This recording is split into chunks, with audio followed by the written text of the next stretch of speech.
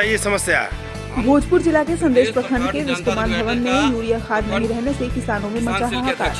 मेरा नाम हरिधरन, हम संदेश प्रखंड जनता यूनाइटेड का प्रखंड किसान सेल के अध्यक्ष हैं।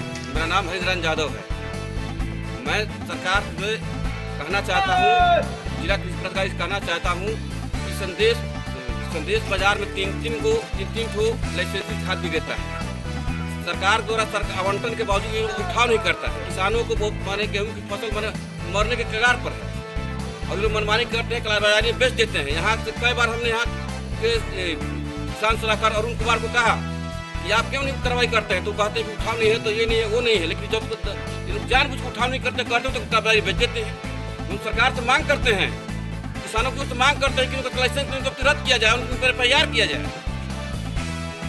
संदेश क्षेत्र के तमाम इलाके में यूरिया खाद नहीं रहने के कारण किसान को काफी परेशानी का सामना करना पड़ रहा है। किसानों का कहना है कि स्थानीय दुकानदार भी खाद नहीं दे रहे और कहीं कहीं लुक छुप कर खाद मिल रहा है तो महंगे रेट पे मिल रहा है। वहीं किसानों ने बताया कि गेहूं का पटवन हो चुका है, लेकिन यूरिया खाद की कमी के कारण किसान काफी परेशान है। कुछ दिन पहले भारी ओलावृष्टि के कारण भी किसानों के फसल को काफी नुकसान हुआ था और दूसरी ओर जब गेहूं का पटवन हो गया तो यूरिया खाद के लिए किसानों में हाहाकार मचा है। सभी जगह पर किसानों पर आफत का कहर बरस रहा है।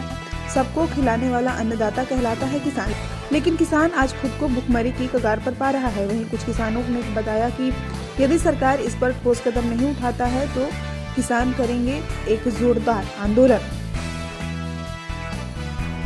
भोजपुर न्यूज के लिए संदेश से आलोक कुमार मिश्रा की रिपोर्ट।